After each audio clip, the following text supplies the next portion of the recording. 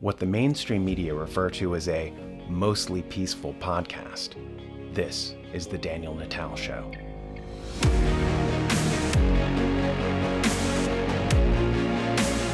The most important political story happening this week is the struggle between Republicans and Democrats over the Supreme Court. This Thursday at 1 p.m. Eastern Standard Time, the Senate will vote to see if Amy Coney Barrett can fill the vacant seat that President Trump nominated her for. A bone of contention has been her religion.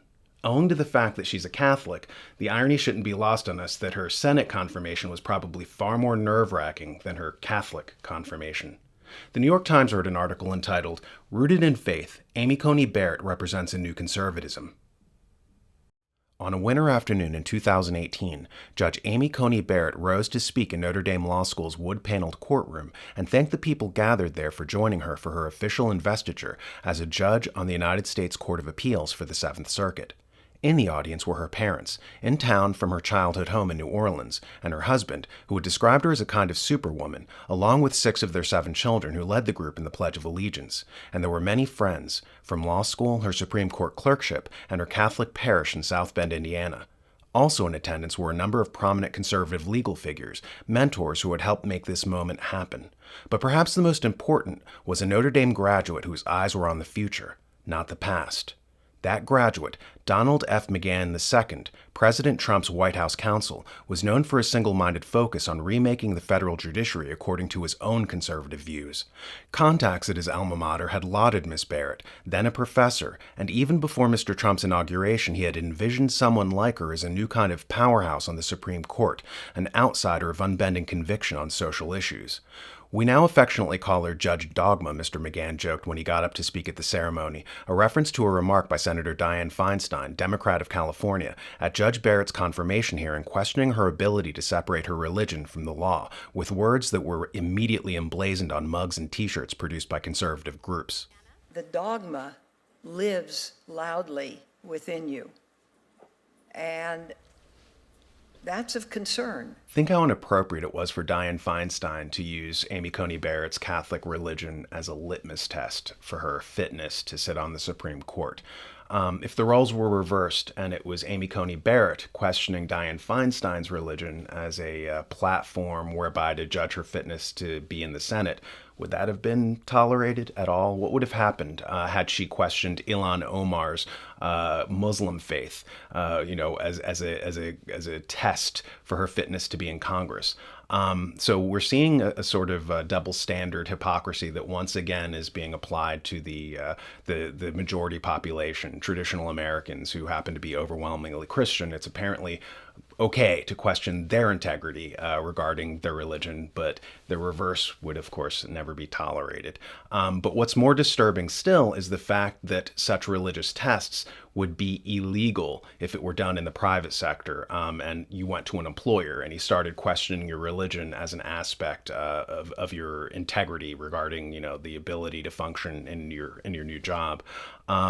So you have a sitting senator here kind of encouraging Amy Coney Barrett to go along with a sort of loose interpretation of the law, with judging her capacity to ignore the law.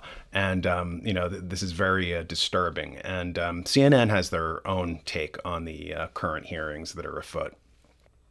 Confirmation hearing for Amy Coney Barrett begins in Senate. With Election Day just weeks away, a bitterly divided Senate on Monday launched the confirmation hearing of Judge Amy Coney Barrett, President Donald Trump's choice to fill the seat of the late liberal icon, Justice Ruth Bader Ginsburg. Of course, CNN, like the New York Times, tries to frame Amy Coney Barrett as a radical, and they talk about the hard rightward turn that the court is going to take if she's appointed, and the threats to religious liberty and abortion if she makes it into the highest court in the land. And this portrayal of her as a radical is in sharp contrast to their treatment of Joe Biden, who, in a far more radical way, was saying this weekend that he didn't think that the public deserved to know if he planned on packing the Supreme Court, as you can see here. Sir, I've got to ask you about packing the courts, and I know that you said yesterday you aren't going to answer the question until after the election, but this is the number one thing that I've been asked about from viewers in the past couple of days. Well, you've been asked by the viewers who are probably Republicans who don't want me continuing to talk about what they're doing to the court right now. Well, sir, don't the voters deserve to know? No, where they you don't. stand? I'm not going to play his game.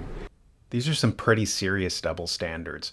The fact that you have Joe Biden, who wants to take the radical step of packing the Supreme Court, and Dianne Feinstein, who's actually asking Amy Coney Barrett to violate the Constitution, which says the senators and representatives before mentioned and the members of the several state legislatures and all executive and judicial officers, both of the United States and of the several states, shall be bound by oath or affirmation to support this Constitution.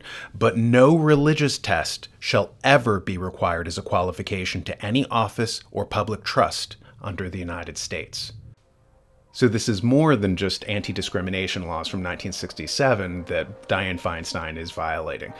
So the irony is on display of people who were violating the Constitution sitting in judgment of Amy Coney Barrett's fitness to uphold the Constitution. It remains to be seen if she will eventually have enough votes to fill that vacant seat, and it's an emerging story that we'll be following here on The Daniel Natal Show. Before you is a moral puzzle. If you push this button, something advantageous will happen for you. But be warned, if you do, a pompous elitist who you do not know and who you will never meet will be heckled mercilessly. The choice is yours. Choose wisely.